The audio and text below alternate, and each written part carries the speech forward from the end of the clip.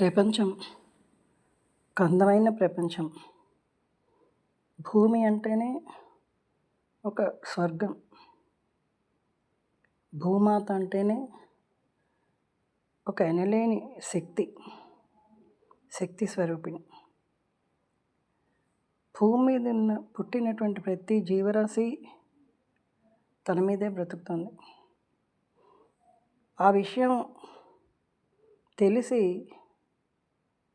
ఎందరో మహానుభావులు భూమాతకి దండం పెట్టారు. స్త్రీకి భూమాత అంత సహనం ఉంది అని చెప్పేసి స్త్రీని భూమాతతో పోల్చారు. అది ఎన్నో యుగాల నుండి వస్తున్నటువంటి ఆ స్త్రీ అనే పదానికే గౌరవం తెచ్చిపెట్టినటువంటి ఎందరో మహానుభావులు, గార్గే కానీ ఎంతోమంది మన పురాణాల్లో ఉన్నటువంటి వాళ్ళు, స్త్రీ ఒక జీవితం తలమానికం, స్త్రీ లేకపోతే ప్రపంచమే లేదు, స్త్రీ లేకపోతే సృష్టి లేదు, స్త్రీ లేకపోతే అసలు మనుగడ లేదు అని చెప్పేసి అంటారు. మరి అలాంటిది ఆ స్త్రీతనం అన్నది ఇవాళ కనుమరుగైందా, లేదా డబ్బు ఒక పైశాచిక మోహంతో స్త్రీ జాతికే అవమానం పరిచేటట్లుగా స్త్రీలు ఉన్నారా? లేదా ఇప్పుడు చూసాం బెంగళూరులో ఒక ప్రేమికురాలు తన ప్రియుడితో కలిసి తల్లి తండ్రి తన చెల్లిని కూడా హత్య చేయించారని చెప్పారు. అంతకు 2 రోజుల ముందు చూసాం ఒక అతను స్త్రీని తీసుకుని వెళ్ళి విహారయాత్రకు అని చెప్పేసి వెళ్ళి అక్కడ అతను ఆమెను చంపేశాడు అని చెప్పేసి. ఇందాకలా మళ్ళీ ఏదో న్యూస్ చూస్తుంటే, అసలు న్యూస్ ఎప్పుడో స్వామీజీ చెప్పారు, న్యూస్ చూడకండి, మీ మనసులన్నీ పాడైపోతాయి అని చెప్పేసి. నిజమేనేమో అనిపిస్తుంది. ఎందుకంటే ప్రశాంతంగా సాగేటటువంటి జీవితంలో ఇలాంటివన్నీ ఒక భయంకరమైనటువంటి వాతావరణంలో మనం ఏమైనా బ్రతుకుతున్నామా, లేదా ముందు ఇంకేం చూడవలసి వస్తుంది? ముందు ప్రపంచం అన్నది మానవత్వం ఉంటుందా, లేదా మానవత్వం మనుషుల రూపంలో మృగాలే ఉంటారా? ఆ స్త్రీ కానివ్వండి, పురుషులు కానివ్వండి, ఎవరైనా. అంటే ఒక చిన్న పిసర సాధు స్వభావము, లేదా క్షమా గుణము, లేదా మంచితనము, అలాంటివన్నీ కూడా కనుమరుగైపోతున్నటువంటి ఈ రోజుల్లో ఆ జీవితం అంటేనే భయం వేసేటటువంటి పరిస్థితుల్లో ఇవాళ బ్రతకాల్సినటువంటి అవసరం వచ్చింది. 60, 70, 80, 90, 2000 దాకా ఒకలా జరిగింది. అట్లీస్ట్ చాలా విషయాలు తెలిసేవి కాదు. తెలిసిన దగ్గర నుండి ఇలాంటి నేర చరిత్రలు కలిగినటువంటివి రోజు పెరుగుతున్నాయే తప్ప అవి తరగట్లేదు. సోషల్ మీడియా ఒక బ్లెస్సింగ్స్ అనుకుందాం. ఎందుకంటే సోషల్ మీడియా ఒక బ్లెస్సింగ్ అనే అనుకోవాలి. ఎందుకంటే సోషల్ మీడియాలో ఏది అంటే మంచివి కన్నా చెడే ఎక్కువ చూపించడం జరుగుతుంది. దీనికి భగవద్గీతలో చెప్పారు, నువ్వు ఏది అనుకుంటావో, నువ్వు ఏది చూస్తావో అలా అవ్వాలనుకుంటావో, ఎలా అవ్వాలనుకుంటావో అలా అవుతావని చెప్పేసాను. జీవితం అలా మారిపోతూ ఉంటుంది. అందుకని పూర్వం ఏంటంటే ఒక మంచిని చెప్పేవారు, ఆ మంచిని అంటే కష్టమైనా సరే ఆ మంచిని ఆచరించాలి అనేటటువంటి పట్టుదలతోటి పెంచేవారు. కానీ ఇవాళ నీ జీవితం నీది, నా జీవితం నాది, నువ్వు వింటే విను, నేను చెప్పాను అంతే, నువ్వు వినవు కాబట్టి నేను చెప్పను. సో ఈ ధోరణి అటు విద్యా వ్యవస్థలో కానివ్వండి, విద్యార్థుల్లో కానివ్వండి, లేకపోతే సమాజంలో ఉద్యోగస్తుల్లో కానివ్వండి, సాఫ్ట్వేర్లో కానివ్వండి, ఎక్కడైనా సరే ఇది చాలా ఊహకే అందనటువంటి వికృత చేష్టలు ఇవాళ తయారయ్యాయి. ప్రేమించడం తప్పు కాదు, లేదా పెళ్లి చేసుకోవడం తప్పు కాదు. కానీ ఆ ప్రేమ ఒకవేళ తల్లిదండ్రులు అంగీకరించకపోతే, నువ్వు వెళ్ళిపో ఎక్కడికో వేరే దగ్గరికి వెళ్ళు. లేదా నువ్వు నువ్వు నిరూపించు నువ్వెంత గొప్ప గొప్ప మనిషిని నువ్వు ప్రేమించాను, పెళ్లి చేసుకున్నాను అని చెప్పేసని. అదేమీ లేదు. ఇది ప్యాషనా? లేకపోతే ఒక కోరిక, వాంఛ, అంటే డబ్బు మీద మనిషికున్న వ్యామోహమా? ఏమో ఏ ప్రశ్నలకి సమాధానం దొరకనటువంటి పరిస్థితిలో ఇవాళ మనం ఉన్నామా అనిపిస్తుంది. ఎందుకంటే ఎప్పుడైతే మనకి అంటే education in human values, moral values అన్నది ఎప్పుడైతే పోయిందో, అప్పుడే ఇలాంటివన్నీ కూడా చోటు చేసుకున్నాయి.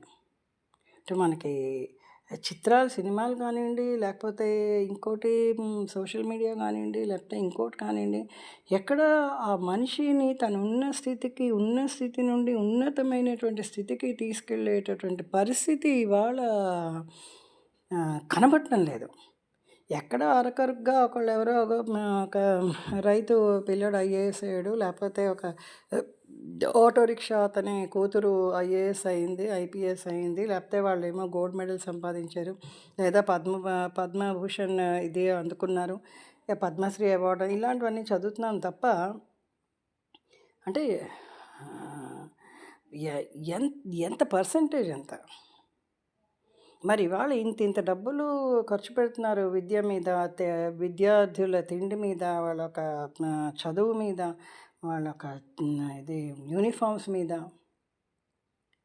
ఎన్ని కోటాను కోట్లు ఖర్చు అవుతున్నాయి. మరి అవుట్‌పుట్ ఏంటి? ఒక పిల్లవాడు ఎంత గొప్పగా తయారవుతున్నాడు అంటే, ఒక 10,000 1,00,000 మంది పిల్లల్లో ఒక పిల్లవాడు అలా తయారైతే సరిపోతుందా? మరి మిగిలిన 99,000 మంది ఏమవుతారు? అందుకని ఎక్కడో ఏదో తేడా అయితే ఉంది. చెప్పే విధానంలో తేడాలా? లేకపోతే ఈ సోషల్ మీడియా యొక్క ప్రభావమా?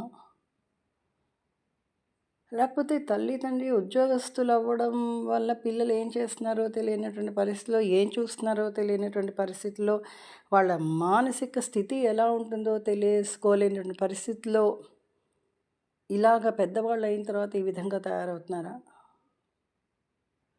అసలు ఎవరికైనా ఒక మనిషికి తిండి, బట్ట, వాళ్ళకి తలదాచుకుందుకి ఇది.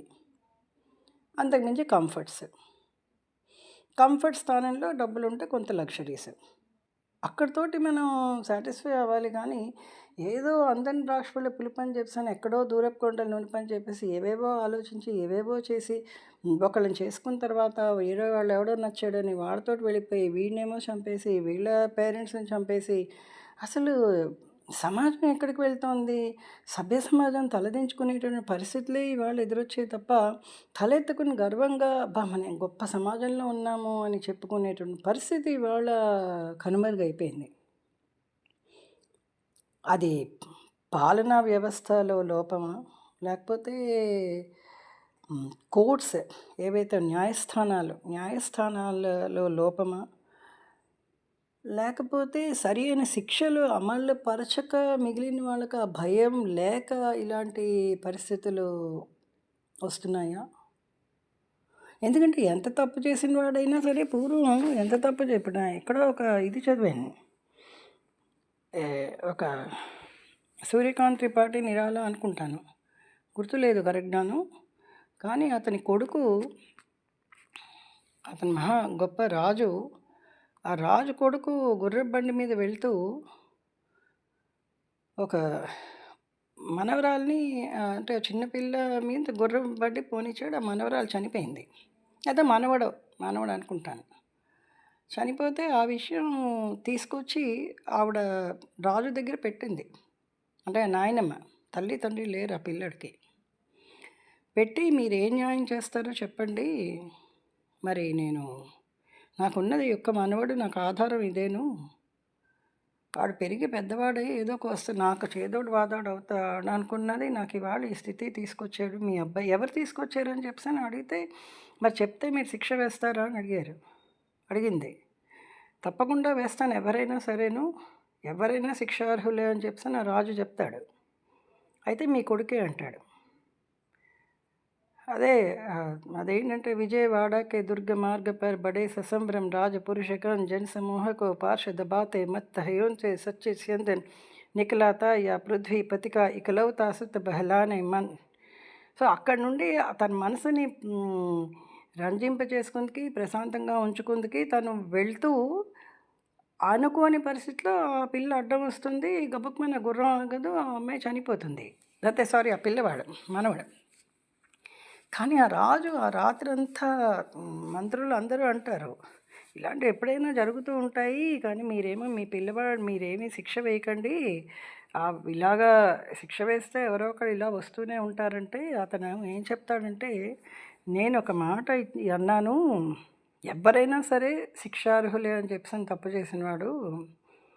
మరి అలాంటప్పుడు నా కొడుకు ఒక ప్రాణాన్ని తీసినప్పుడు తెలిసి చేసినా తెలియక చేసినా నీరు తడపక మానదు, అగ్ని దహించక మానదు. మరి అలాంటి పరిస్థితిలో నా కొడుకుకు నేను శిక్ష వేయలేదంటే రాజు మీద నమ్మకం ఎవరికి ఉంటుంది అని చెప్పి ఆ భటుల్ని పిలిచి ఉరికంపని తెల్లారి నేను సూర్యోదయం అవ్వకుండా నా కొడుకు ఉరి తీసిండని చెప్తాడు. ఉరి తీసిస్తారు. అంటే మరి అలాంటి దేశంలో పుట్టిన వాళ్ళం మనం. అలాంటిది ఇవాళ ఎక్కడ లోపం ఉంది? ఎందుకు ఇంత భయం అన్నది మనుషుల్లో లేదు, పాపభీతి లేదు, భయం లేదు, ఒక తప్పు చేస్తున్నాం అనేటటువంటి భావన లేదు. అయ్యో, ఒక ప్రాణం పోసే పరిస్థితి మనకు లేనప్పుడు, ఒక జీవిని సృష్టించే పరిస్థితి మనకు లేనప్పుడు, మనం ప్రాణం తీసే పరిస్థితి మనకి ఉందా? మనకు అసలు అర్హత ఉందా? హక్కు ఉందా? బ్రహ్మదేవుడు సృష్టించాడు. మన ఏదో క్లోనింగ్ పద్ధతిలో ఏవో సృష్టించేసామని చెప్పని అంటారు, కానీ ఏం సృష్టిస్తారు? మొత్తం ప్రకృతినంతా సృష్టించగలరా? ప్రకృతిలో ఏనుగులు, గుర్రాలు, తర్వాత సింహాలు, పులులు, నక్కలు, తోడేళ్ళు, ఇన్ని ఉన్నాయి. ఎన్ని సృష్టించగలరు? అంటే ఒక జీవరాశి, ఒక జీవిని సృష్టించడానికి కొన్ని వందల సంవత్సరాలు అంటే ఎన్నో ల్యాబొరేటరీ ఇవి చేసి, రీసెర్చ్ చేసి, క్లోనింగ్ పద్ధతిలో ఏదో సృష్టిస్తాడు. దాంతో చప్పట్లు కొట్టేసుకోలేమే మనము. అలాంటిది ఒక జీవిని మనం చంపడం అన్నది ఎంత భయంకరమైన నేరం. అసలు అది పాపం అన్న విషయం కూడా తెలియనటువంటి పరిస్థితిలో ఇవాళ ప్రపంచం ఉంది, సమాజం ఉంది అని చెప్పానంటే ఎక్కడికి మనం వెళ్తున్నాము? అసలు మనిషి తను ఎందుకు పుట్టాడు? మనం చేరవలసిన గమ్యస్థానం ఏంటి? అసలు ఆ గమ్యస్థానంలో మనకి ఏవి ఎదురవుతాయి? ఎదురైనప్పుడు దాన్ని ఏ విధంగా మనం అధిగమించాలి? అందుకే కదా భగవంతుడు అనేటటువంటిది ఎందుకు పెట్టారు? ఒక రాయి అవనండి, రప్ప అవనండి, చెట్టు అవనండి, లేకపోతే మానవనండి, లేదా గుళ్ళో విగ్రహం అనండి. ఇప్పుడు ఇవాళ విగ్రహం ఏం చేస్తుంది అని అడిగేటటువంటి పరిస్థితిలో ఉన్నారు. దేవుడికి దండం పెడితే ఏం చేస్తాడని చెప్పి అడుగుతున్నాడు. లేకపోతే పూజ చేయకపోతే ఏంటవుతుందని చెప్పి ఏది అవ్వదు. ఇక ఇలాంటివి జరుగుతాయి. ఎందుకంటే పూజ కానీ, లేకపోతే ఒక ఏదైనా స్తోత్రం చెప్పుకోవడం కానీ, లేదా ఒక భయంగా భగవంతుడు అనేటటువంటి పాపభీతి కానీ, ఎందుకంటే మనసుని మనం క్లీన్గా ఉంచుకునే కోసం, చెడు ఆలోచనలు మనసులో రాకుండా ఉంచుకోవడం కోసం. చీమకైనా హాని తలపెట్టినటువంటి పరిస్థితిలో మనం ఆలోచనలు ఉన్నప్పుడు మన మనిషికి ఏ విధంగా హాని తలపెట్టగలం? సో ఈ ఆలోచనలు మనిషిలో చాలా కరువయ్యాయి. ఆ కరువు అవ్వడం వల్ల ఎన్ని ఇలాంటివి తెల్లవారు చూడవలసి వస్తుందంటే ఒక్కసారి అనిపిస్తూ ఉంటుంది, అబ్బా ఇంకా ఇవన్నీ చూడడానికి, ఇవన్నీ ఇంకా ఎంతకాలం మనకి భగవంతుడు అవకాశం ఇస్తాడు? అసలు ఇంకా చూడడం అవసరం ఉందా మనకి? అంటే ముందు ఇంకెలాంటివి చూడవలసి వస్తుంది? అసలు ఒక్కొక్క వార్త చదువుతూ ఉంటే భయమేస్తుంది. అంటే మానవ మృగాలు మనిషిలో మృగత్వం ఎంత స్థాయికి పెరుగుతోందా? అంటే మనిషికి మృగానికి తేడా ఏముంది? అవి తింటాయి, అవి పడుకుంటాయి, అవి లేస్తాయి, అవి తిరుగుతాయి. So locomotion and respiration is not a problem. That every living being must do it, whether it's an animal or a human being. But what discriminates between human beings and animals is the discriminatory power of what is good and what is bad. Like what we must take into our mind, what we must leave.